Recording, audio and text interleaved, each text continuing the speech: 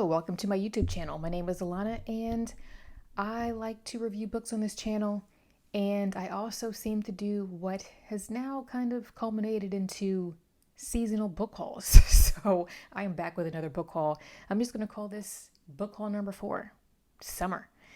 Because I definitely did one in the winter and I definitely did one in the spring. So here we are. Not quite as many books as actually... That's debatable because I have a box on the floor. But that could culminate into one thing. It'll make sense later. So I'm just going to go through these books that I've kind of picked up over recent months when it's hot outside. Anybody else ready for this heat to be over? I know people who really like summer. I was talking to somebody Thursday on the phone at work, and they were like, oh, I love this kind of weather. I like sweating and all that other stuff. I'm like, keep that to yourself, my guy. Keep that to yourself. No, ma'am. Oh, rather, no, sir. But anyway, let's stop rambling and we're going to hop into this. These are in no particular order, and this is all contemporary fiction / literary fiction. And I've got some, we're hopping to the box. No classics this time, which is shocking and odd for me, but let's hop into this. It always takes me a little bit to warm up every time I sit down to do another video, or to sit down and do like a chunk of videos. I do like 3 at a time, so I get rusty in the weeks that I don't record. I have Second Place by Rachel Cusk. I recently finished Transit by Rachel Cusk. I do have Kudos, which I'll be reading between now and next year. And after Transit, I enjoyed it so much, and I enjoyed Outline. I figured, I think I want to read the rest of her fiction, so I picked up Second Place. This is a book about the fable of art, family, fate. I'm kind of assuming that this is going to have a similar tone or theme to but similar themes to what she tends to talk about, Rachel Cusk: family and children and motherhood and marriage, or the breakup of marriage. Family dynamics, but done in this almost cryptic, abstract way. I enjoy Rachel Cusk's writing. I'm going to stop talking. Let's move forward. Some of these books I have actually already read. So even though I'm hauling, and it's like, how in the world can you possibly read that many books in your lifetime? I don't think you can, but whatever. Some of these books I have actually already read. So this is one of them. The House with the Glendora by Elodie Harper, which is the second installment of the Wolfden Trilogy. I don't know when the third one is being released. Don't have a title. Don't even have any teaser art yet. Hopefully that'll be announced by the end of the year. I would assume it's coming out next year because the Wolfden came out last year. This one came out this summer. But I've already read this. I already have a review of it, or for it, on my Instagram. Review coming on this channel probably sometime in September, but I really enjoyed this one. The Wolfden Trilogy is about a young woman named Amara, who was actually Greek, but she was sold into slavery as a prostitute during 74 AD, I believe, is when the Wolfden starts. So yeah, these books are a wild ride. And Elodie Harper is going, after the Wolfden Trilogy, will be continuing her, I guess you could say, her historical fiction, but she's going to be changing continents, and she will be chronicling the fictional lives of some female Britain women. AD something, probably around the time of the Roman Empire. I'm fascinated to see when that will come out. I have Electra by Jennifer Saint, which is her second novel after Ariadne. I'm actually reading Ariadne now, and Jennifer Saint's writing style has really surprised me. Ariadne is gorgeously written, and in a way, Ariadne is what I wanted Circe to be. I read Circe last year, which it's right there, and I thought it was just okay. The first half of the book I thought was really well done. The second lost me. I was bored out of my mind. I didn't think that the portrayal of Odysseus was accurate in any way, as a person who's spent a decent amount of credit hours studying the ancient Greeks and how they perceive their ancient heroes and what would make sense to the Greeks, this Odysseus makes no sense to the Greeks, in my opinion, which is why, this is a ramble, which is why the Song of Achilles, I don't know if I'm ever going to touch, because that Patroclus would make no sense to the ancient Greeks. That Patroclus does not exist, period. Okay? Even the way that the Greeks perceive Achilles, if you were to take that Achilles and introduce him to Miller's Patroclus, he would be like, who is this man? I don't know him. Maybe I should read that book and really get into why that Patroclus makes no sense. Which is weird because Miller is a classicist. And she's allowed, this is a whole rant, but I think authors can do whatever they want creatively with their work. But that Patroclus makes no sense, would make no sense to the Greeks. And this Odysseus makes no sense to me. Anyway, let's talk about Jennifer Saint. Jennifer Saint's Electra, which is really, she's exploring the lives of Clytemnestra, Cassandra, and Electra during the Trojan War. So again, focusing on women in the ancient world, the ancient Greek world. And I'm really curious to see how she's going to handle Agamemnon. And I'm pretty sure Achilles is going to make an appearance in here somewhere. He has to, but there's probably going to be more of a heavy emphasis on Agamemnon. I love the way that she is treating Theseus in Ariadne. The Greeks would understand Ariadne's interpretation of this book or of that myth. So, yes, I'm becoming a Jennifer Saint fan. And I know that Miller is popular when it comes to Greek retellings. I don't think she's for me. Yeah. This is a rant. This is why I've come to realize that people kind of like my channel, is because, I don't know, I just kind of chat to you guys like it's a conversation. I had a professor, it was my ancient Greek civilization professor, my first year of undergrad, and he was a big fan of Patroclus. Patroclus is not really talked about that much, but the way that the few lines that he does get, and the few lines in which, Achilles, which you get a little bit about their relationship. Patroclus was no punk. In order for him to have been Achilles' right hand, he would have been a force to be reckoned with. He would have been just as formidable, if not Achilles' equal. So, yeah, maybe I should read Song of Achilles just so I can analyze that, because that Patroclus would get on my nerves. Anyway. Let's move forward. I'm very passionate about how modern people, our society currently tends to, how they try to play with the ancient myths, because sometimes they don't make sense to the ancient Greeks. I'm going to stop. Speaking of, this is not a ancient Greek retelling, but it has that dark academia vibe. I picked up Susanna Clarke's Piranesi. I did pick up Jonathan Strange and Mr. Norrell, as I've also heard it pronounced, earlier this year. Shaking mic setup. Earlier this year.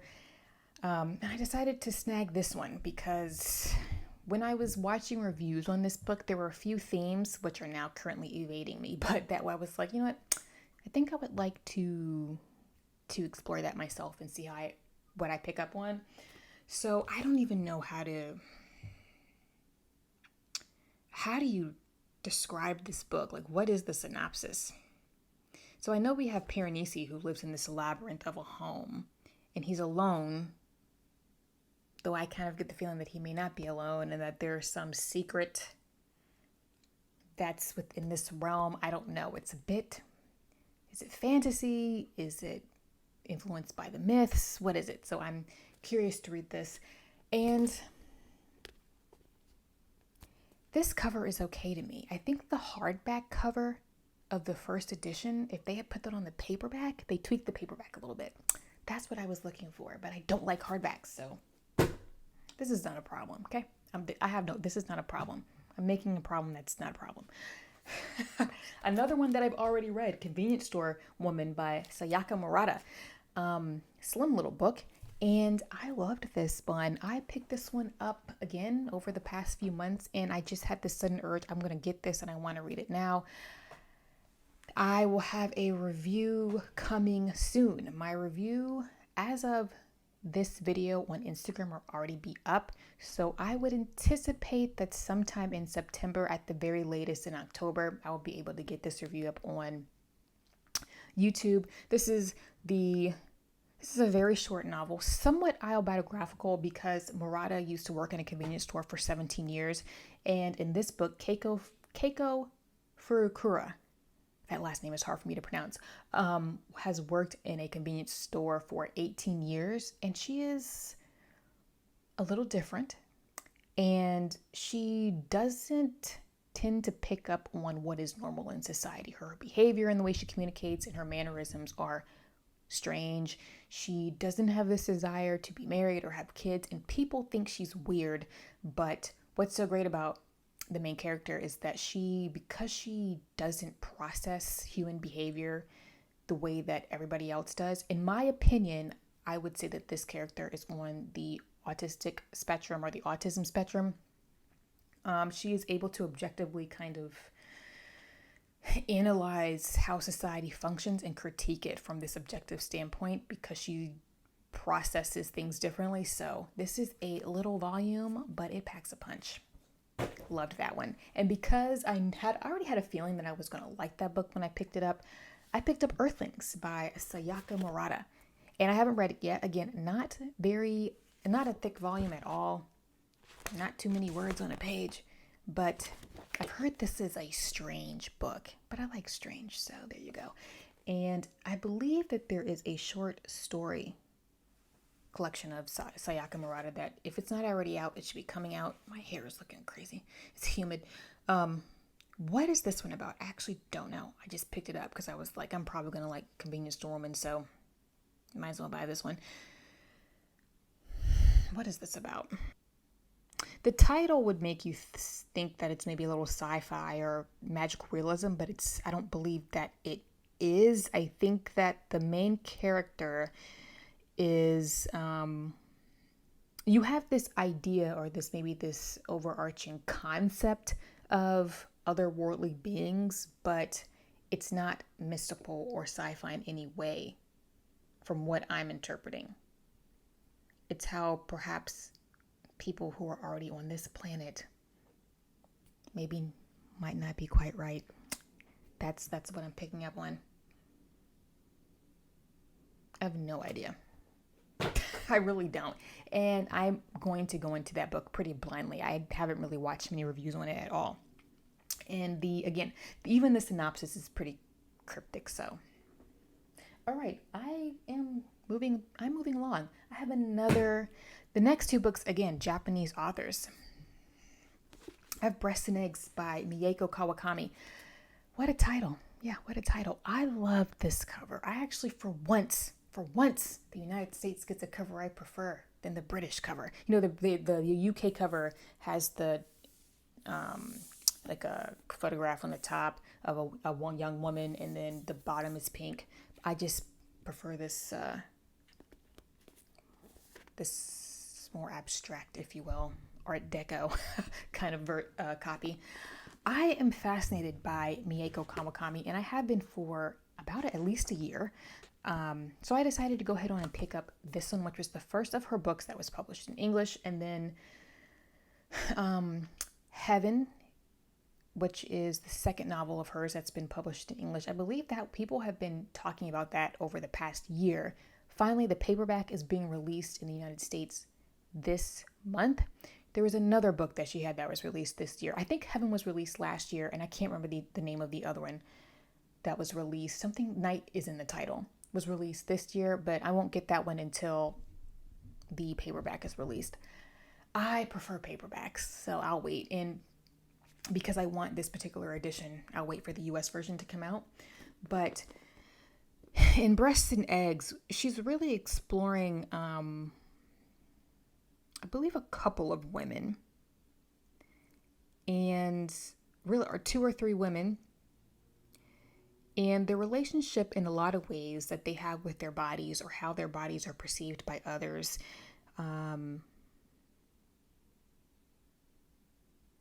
There are some, this question of adolescence and femininity and all of that other stuff. This is very general. That's just kind of what I picked up on. very vaguely from reviews. I'm, again, going into this one relatively blind because that's what I want to do. And I also think that this is really two works in one. It has two parts. One was from like a shorter story and then she expanded on it. A short story and then she expanded on it. And what also fascinates me about Kawakami is that what I've heard, each of her books are quite different. So I like an author that will explore multiple topics instead of keeping themselves in a box. She's also, I wouldn't say she came at Murakami. People have complained about Murakami and his treatment of women in his books, how they seem to be just these objects of for men. They're quite flat. They're not dynamic at all, even though they say that he's a brilliant writer. I do have QT84 on my shelf, which I'll be reading next year. People think that they have this feud or that she dislikes Murakami. I believe I read a full article where she said that's not true. She's read his works and she likes him as a writer, but she just has critiqued the way that he treats women, and she has said this to his face. But I'm really fascinated so I really want to dive into her work, and I'm going to be diving into Murakami as well and be reading all of his works when I can.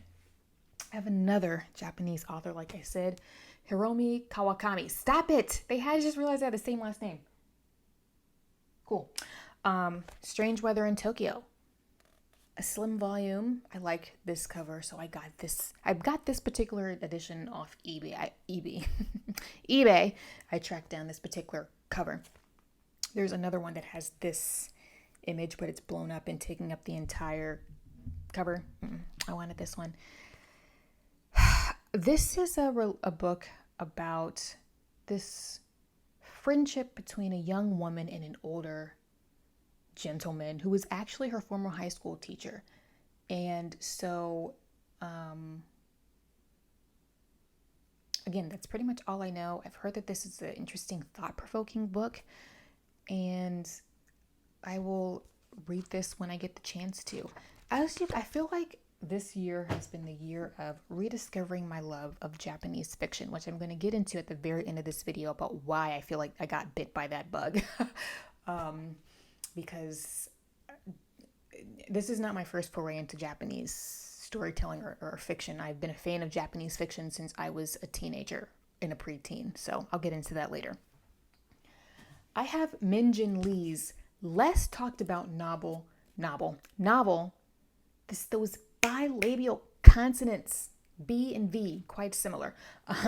Free Food for Millionaires. Pachinko Gets All the Love, which I have finished, and a review will be coming up in the next couple of weeks, but I had a hard time finding a lot of reviews on YouTube, video reviews, for Free Food for Millionaires, which is her debut novel. There are more reviews of this on Amazon, Goodreads, and Instagram, but not nearly as many as Pachinko.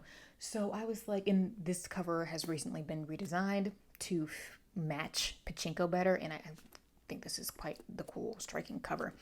What is this book about? Again, when I was about through the halfway point of Pachinko, I was like, I really want to go back and read her debut novel. It takes place, I believe, in New York City, which is it's on the. My brain's a little fried. Obviously, you've got the New York City skyline on the cover. Yes, Queens bred daughter of Korean immigrant Casey Han. Basically, in a nutshell, this book is really going to be kind of exploring, and like Pachinko, I'm assuming there's going to be quite the cast of characters within this family, but also this relationship between class and status and wealth, and how the wealth are often working the system in a way that those who are less affluent are not able to do because they don't have the resources. But also probably, I'm assuming she's going to put in, like what she did with Pachinko, this conversation about what it's like to be a Korean immigrant in America, and particularly in New York City. So that's all I know. Again, I just want to go in with not much other than that. This is quite the chunky book. This is over 700 pages, but Pachinko wasn't a short book, but I flew through that book. I have Small Pleasures by Claire Chambers. I have seen this book around since it was released, but I have a friend who, she doesn't read much contemporary fiction. So if she's picking up a book like this, and she was like, oh, there's something about this book that just grabbed me. That is her opinion of it is what made me gravitate towards this book, because I trust her opinion. And I've known her since I was in college. So I trust her. And she has good taste. So, and she's a smart woman. So there's that. So and then once I showed this book on my Instagram several weeks ago, people were like, oh, that book is such a good book. I think you'll enjoy it. So it is taking place in the late 1950s in southeast London. And we have a journalist who is going to be, I guess you could say, writing this article or researching, whatever you want to call it, a young woman who claims that she is about to have a virgin birth. So that's like, what? So, but how did my friend describe it? She was like, it's quite a cozy domestic book that's taking place in mid-century London. And so that description that she gave was like, yep, sold. I am a sucker for mid-century domestic British fiction, which is why I'm a huge fan of the publisher Persephone books. So this kind of felt like something that I would like. And that cover is chef's kiss. I have a debut novel that was released. I want to say this was published, and I'm going to show you the book, I promise. 2021. There's no month, just says 2021. Happy Hour by Marlo Granados.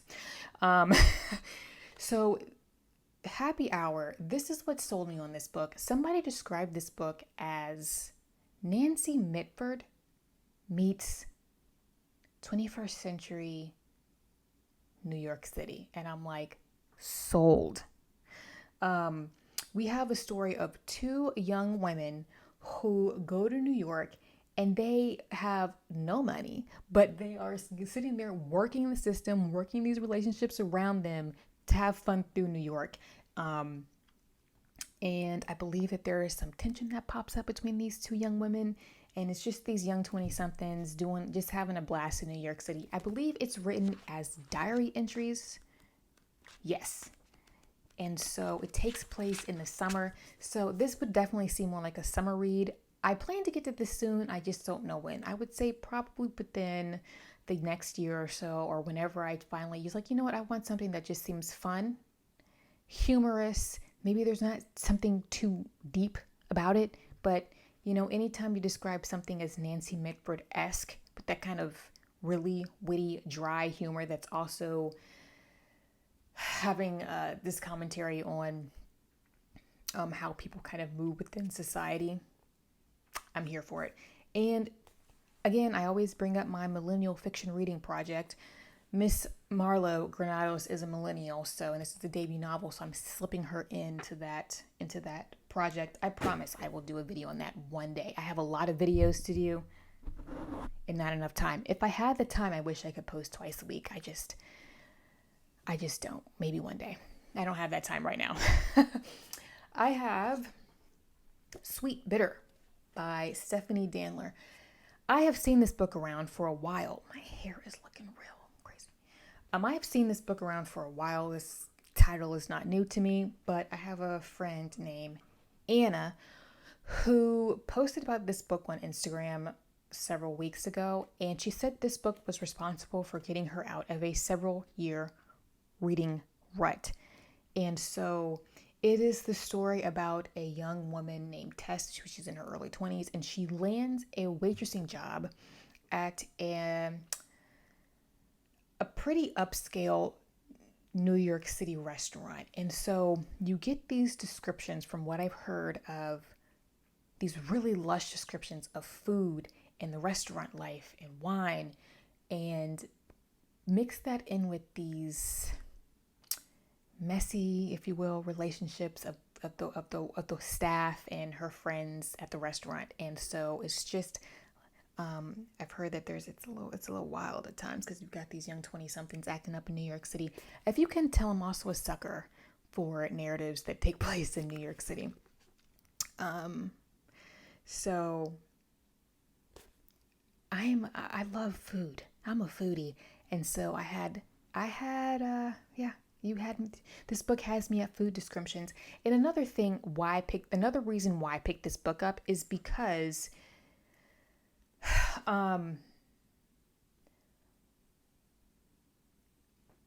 after reading Convenience Store Woman and diving into what it's like for the character in that particular book to work as a store worker, you also have somebody here who's a waitress. And sometimes certain jobs or professions aren't taken as seriously because maybe they don't make quite as much money or whatever the case may be, because you're not an attorney, you're not a doctor, you're not an engineer, whatever. But these people who some people love waitressing. They have made it their career, and I think that's great. Some people want to be store managers. Some people want to work at stores. Somebody has to do these things in these jobs because they are the backbone of society in a lot of ways. They keep those everyday elements of society going. So these are very important roles that often get, brushed to the side as not being important. So I'm curious to see how she handles waitressing because I wonder if the author was ever a waitress at one point. Don't know. But an ode to the professions that are often overlooked and misunderstood, because waitressing cannot be easy. I've never done it. I don't know. I'd probably get fired. Yeah. Props to you. That's you have to really know how to have good customer service. We're almost done. I have Daughters of the Deer by Danielle. I want to say Daniels, but there's no S at the end of her last name. This is a Canadian author, and a Canadian debut this year. It was published in 2022. And I saw somebody post about this on Instagram a few months ago. And this was not easy to get my hands on in the United States. I could have gotten it shipped from the UK, but the price was ridiculous. I could have gotten it shipped from Canada. Again, the price was ridiculous. So I found an online bookseller who had an online shop or whatever. I don't know if they have a brick and mortar store in upstate New York where I could get it for close to retail. So it was still not a cheap book. It was $20 for this paperback. This is a Native American historical fiction novel. And the author herself is of Algonquian heritage. The author is Canadian because this was published by Random House Canada, and it takes place there's two years in particular that'll be focused on in this narrative: 1657 and 1675. Did she mirror those? Did she mirror those on purpose? I just realized it's 57 and 75. That can't be. That has to be deliberate. And so we have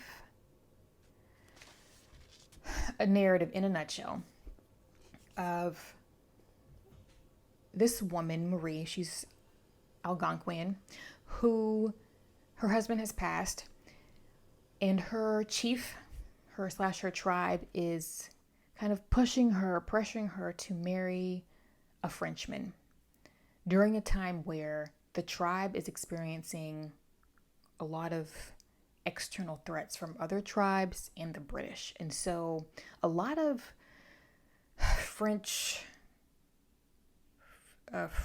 who came from France to North America did have these alliances with Native American tribes, both in Canada and in the United States.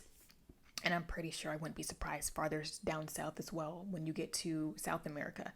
But,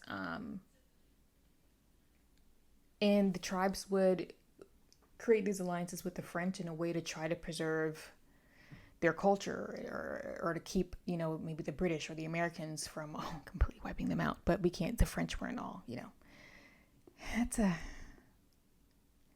tough time to study. Let's just call it what it is. Difficult. But so she's being pressured to marry this Frenchman. And so what I'm assuming is what's going to happen in this book is, I'm pretty sure this book can be pretty brutal and sad, but we do kind of get this interesting dynamic of this woman who's still in love with her husband that has passed, who's going to marry this man who doesn't quite understand her culture. And so it's probably going to be an interesting tension there. That's all I know, and that's all I want to know before going into this book.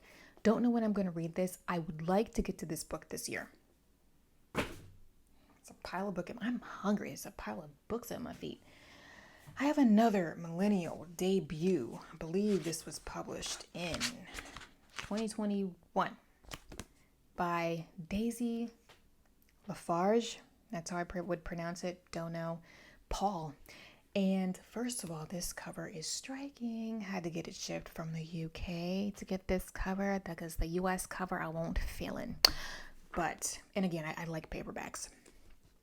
This cover is about a woman who is Frances is a graduate student spending her summer in rural France, and she ends up kind of getting involved with this older man named Paul. And Paul is actually based off of I want to say an artist, painter from the 1800s. I'd have to go back and refresh my memory whenever I decide to pick this back up. And this man from the 1800s was creepy. I mean, like Lolita vibes creepy. The book Lolita? Yeah. That kind of creepy. And so I wonder if the author was, because she clearly had to do research on this painter, but I believe this guy he takes photographs. But I'd be curious to know if the author has ever read Lolita, because there was a review that says there's something about this book that's a bit Lolita-like. And Lolita, that book will make your brain hurt. It just makes you feel icky, but at the same time, it is a brilliant piece of fiction. Nabokov, he causes a weird tension when you read that book. So that is why I decided to pick this book up. And I've heard that her descriptions of rural France are spot on. Don't know, never been, but I love some good scenic writing. I have a box at my feet we're going to chat about. It is hot in here. I told you. I'm sick of summer. My last installment, if you will, of this particular haul is a whole box of manga. Yeah. And it's all one manga, though. It is not multiple series. Before I lift up this massive box of books, I was a huge reader of manga in my preteen years through high school. And I'm talking, do you remember in the early 2000s when the Cartoon Network had Adult Swim and was actually good, and they would show those old school, really nostalgic animes from like Dragon Ball Z and Rurouni Kenshin and Yu Yu Hakusho. To me, that was the prime of Adult Swim. And so I read some of those mangas. I don't have many of them left now. I still have Rurouni Kenshin because historically, it is historical fiction in a lot of ways, and it's really well done.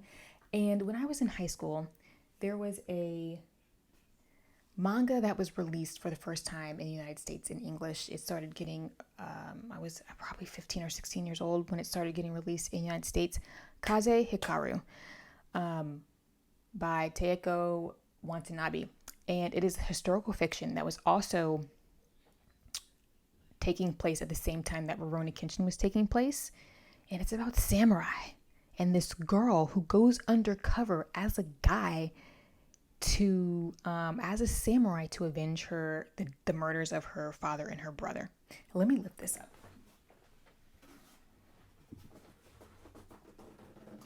Ooh, it's So why do I have a box of something that I was reading in high school? So when I was in high school, they were being released in English, like I said, for the first time. And so the release of these books of this particular series has been incredibly slow. Japan, they've been done with the series. It's been completed, but Viz Media is only releasing one volume a year. This is heavy. So by the time I was reading it, I had to stop at volume 5 because 6 was not coming out for a while. And then I went into college, and then my focus interests kind of changed, or I just kind of forgot about it. Then my friend Christy Lewis, her YouTube channel is Dostoevsky in Space. She was saying how she wanted to start reading mangas because she wanted to, for one reason, to be able to recommend mangas to people who came to the library and asked what is a good manga to kind of read. And so I sent her some recommendations, and Kaze Hikaru was one of them. And I was like, man, I forgot how good this was. I want to reread it, and I want to catch up with everything that I've missed. And the 30th volume is being released in a couple of weeks. And actually, my stuff is ripping. One second, my box is ripping. There are 45 volumes total. I will be in my mid to late 40s when this is done. And I plan to stick with it. So I stopped at volume 5, and I was like, you know what? I want to read this. This was a good, fun story.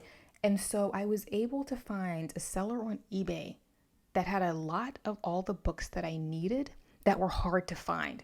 So I needed 6 through 19. After you get past volume 19, volumes 20 to 30 are going to be very easy to find. But some of these, especially the first editions, are really hard to find. They're like, some of them singularly are going for $50 to $200. I found a couple of sellers selling them for like a whole lot of them for like $600. I was like, ain't no way. But I got lucky and found some. There's no way I can lift this whole box up because I have 21 volumes right there. So I did get my hands on volume 6 through 21, and I'm just going to pick up a couple of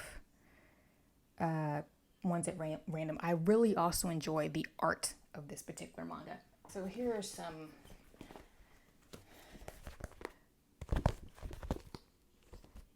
So we have this young girl named Sei.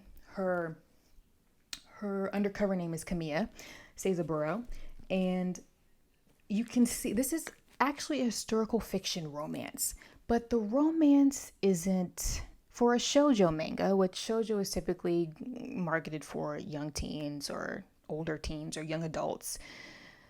They tend to be more romance or rom-coms. But what I like so much about Kaze Hikaru is that the author and artist did a ton of research, because this group of samurai in this book, or in this series, are forming a group called the Shinsengumi. And their goal is they are loyal to the shogunate system, and I'm paraphrasing a lot. And this is a time in 1860s Japan, in particular, where Japan is not, their borders are not open to everybody else, but they are being pressured, especially by Western countries, to open their borders. And so in a culture that is steeped in a lot of tradition and history, you know, we see a lot of Japanese authors novelists have, in nonfiction, have written about what the influence of the West has done to Japanese culture, some of that traditional culture.